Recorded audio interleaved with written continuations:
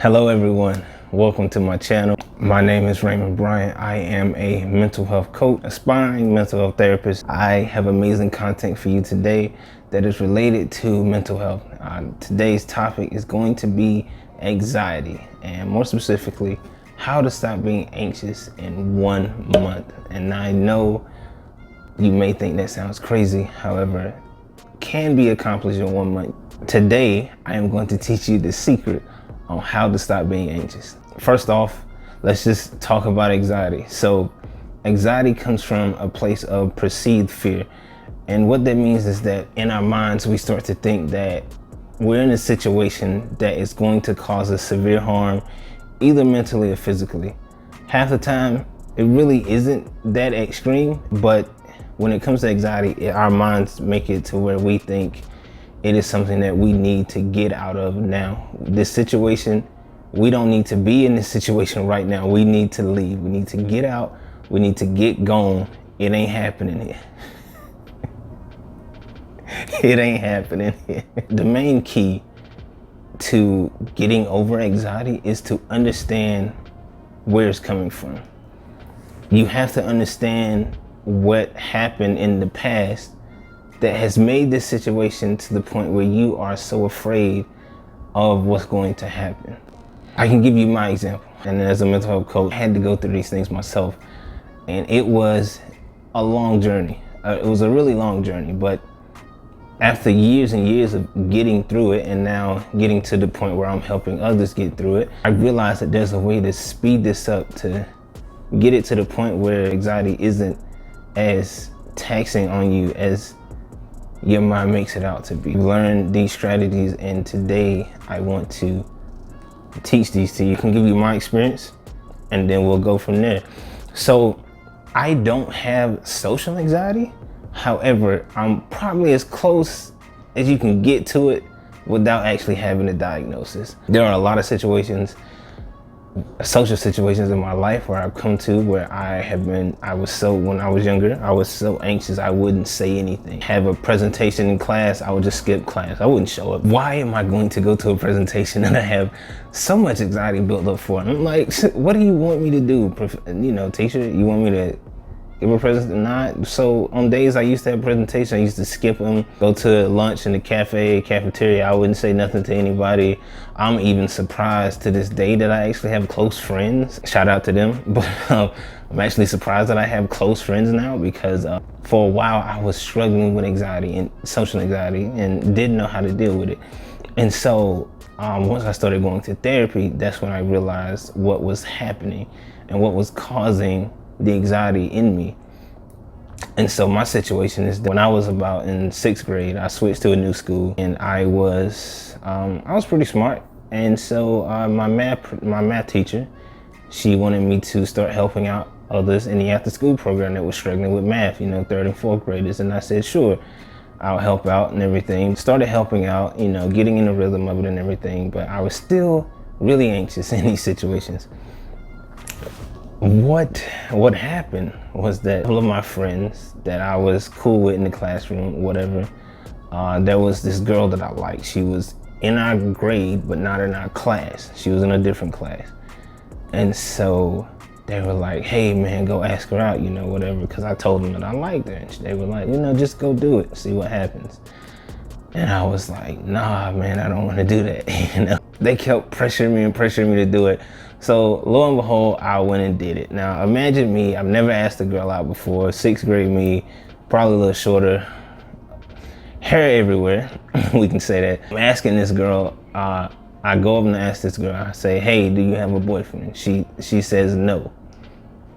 And so my next question was, oh, well, since you don't have a boyfriend, why don't you date me? Just like that. That's just how I said it. Her response was, hell no. That's what she said. She just said, hell no. And she blurted it out where everyone could hear it. Now, I didn't notice this, but my friends had told everyone that I was going to go ask her out. Everyone there knew that I was going to ask her out. 3rd, 4th grade, 6th graders, everyone knew that I was going to ask her out. Everyone was quiet and listening. And when she said, hell no, everyone started laughing. everyone started laughing. Everyone blurted out laughing, was laughing in my face. You know, my friends were all up on me, you know. She said no. That situation was crazy. At the time, I didn't know how much it affected me. And when I was in 6th grade, you know, I was just like, okay, you know, it's just a situation. You know, we'll rub it off, whatever. I'm a man.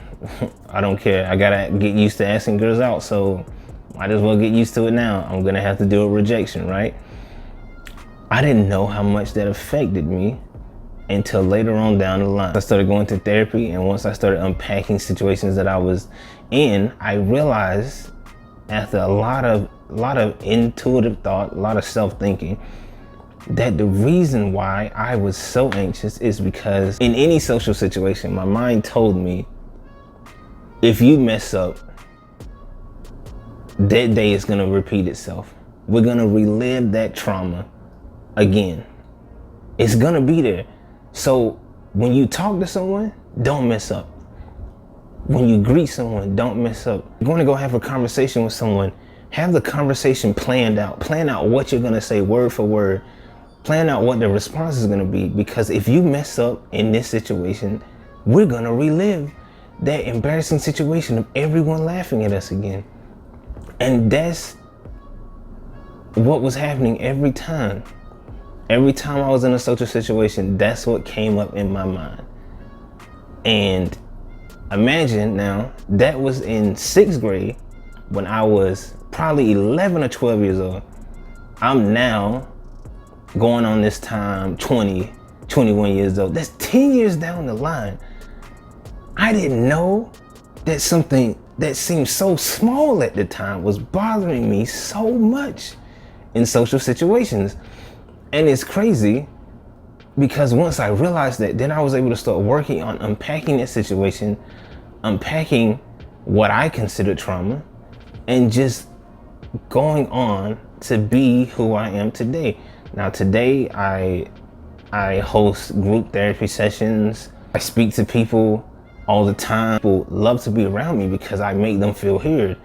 But it's crazy because I never would have been that person if I didn't deal with my anxiety and deal with the fact that that's what was controlling me and stopping me from having such great conversations and friendships and relationships with people because of that.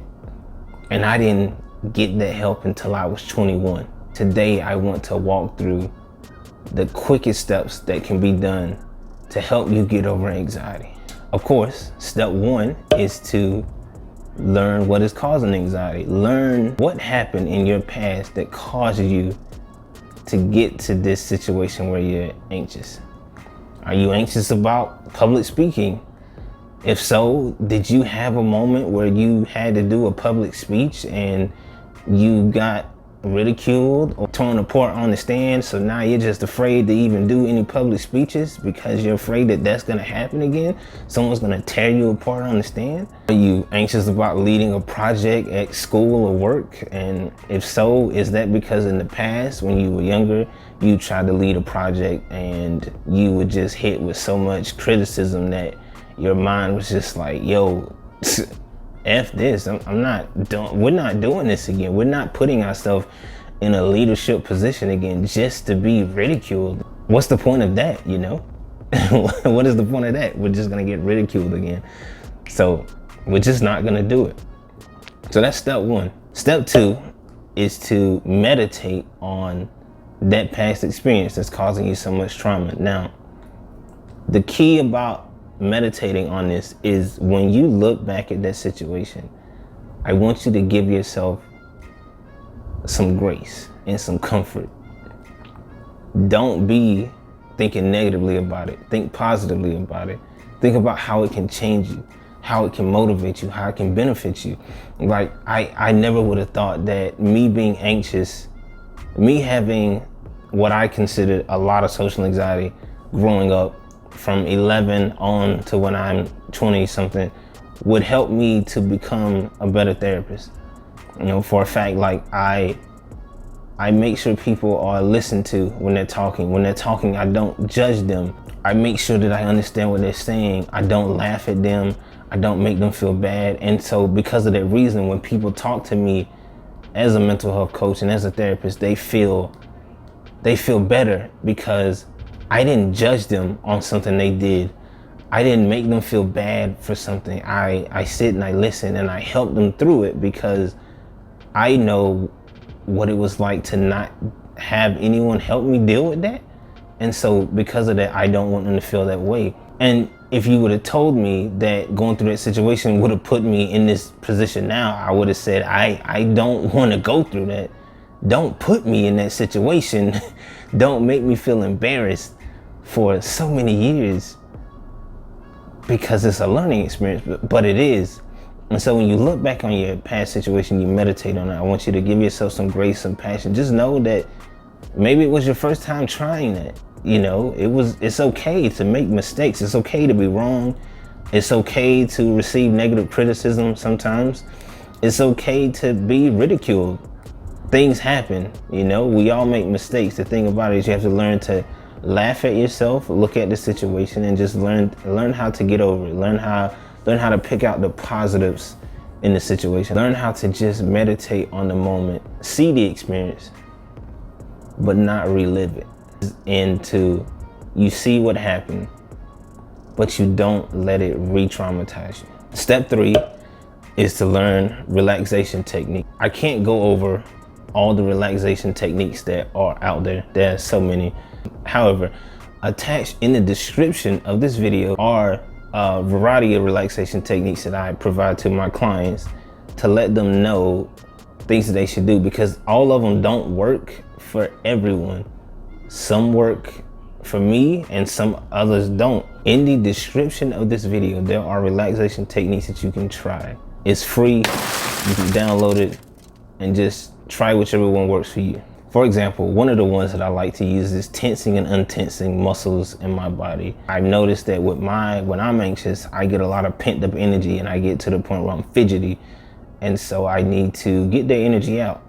And so what I do is I tense and untense my feet, my hands, my fingers. It gets to the point where there are things that people can't see me tensing and untensing in social situations, but it helps me get out the energy in a positive way, to the point where I'm still dealing with the anxiety. Sure, it's still there, you know, it takes years to go away, but I've gotten to the point where it's not as bothersome anymore. It doesn't bother me as much. It lets me be at peace, and I start being okay with, if I, you know, in a therapy session, if I ask a question that just doesn't make sense, it's all right. It's okay. No need to be so hard on myself. Just be all right with it. Continue on. Ask the question again. Make it clear. The 4th thing to do, and this is going to be one of the hardest ones. Once you have the relaxation techniques down, you've meditated on the situation, you know what's causing your anxiety. Now you need to expose yourself to what's causing the anxiety. What?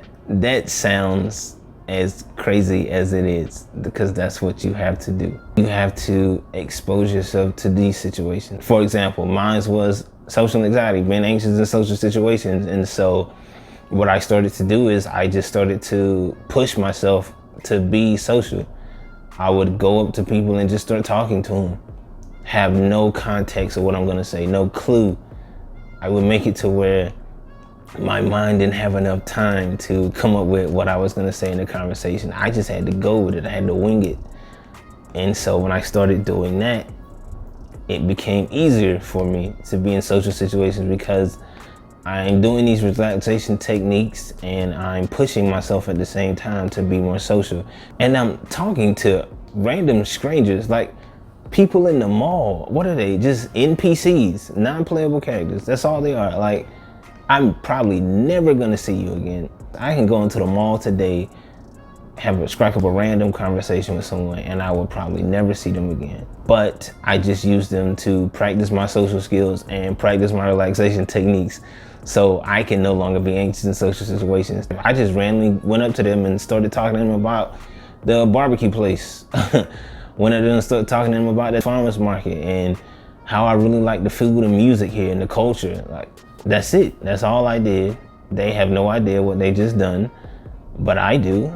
I just stopped being anxious. I started using my techniques that I said I was gonna use. The main thing you need to start doing is putting yourself in exposure situations where you have to use your relaxation techniques with this anxiety that you are feeling. Now, as I said, this is a way to get over it in 1 month. However, I want to clarify that if you take longer to do step 1s through 4, it will take you longer. The quicker you do it, the faster you push yourself, the faster you make yourself available to change, the quicker it'll get done. Like, you can get this probably done in 2 weeks, not even a month, 2 weeks, 3 weeks. The more I push myself to be in these social situations where I have to use them, the quicker my brain is able to pick them up and be like, okay, we're about to be social. We need to use this technique, because if not, we're gonna be stressed out. So let's just use this technique that we use. Let's start untensing and tensing. Let's start deep breathing. Let's just make sure that when Raymond has this conversation, he's relaxed and he's not worried about everything. Because if he's worried about everything, the conversation that he's gonna have is not gonna be productive, and no one's gonna feel like they learned anything from him other than how nervous he is in this situation. That is all that I have today. I want to thank you all for listening to my ramblings. I hope that this anxiety video has helped you in some way. If so, I would love for you to subscribe to the channel, leave a comment, leave a like, and be back for more videos that I have on tips that can save you years of your life, give you years back on your life when it comes to anxiety and other mental health issues that you are dealing with. Until then, I'm Raymond.